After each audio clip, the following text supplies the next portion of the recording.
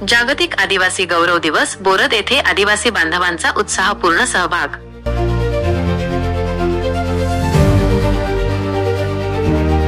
Mangesh Patil.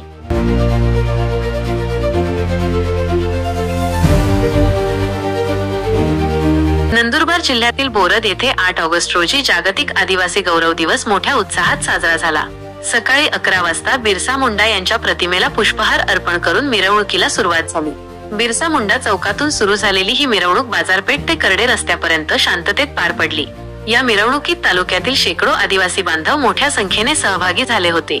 Police खात्याने दिलेल्या 2 तासांच्या परवानगीमुळे आयोजक कुणाल पाडवी यांच्या नेतृत्वाखाली हा दिवस उत्साहात साजरा झाला। तत्पूर्वी माकपचे दयानंद चव्हाण यांनीही बिरसा मुंडा यांच्या प्रतिमेला आदरांजली वाहिली।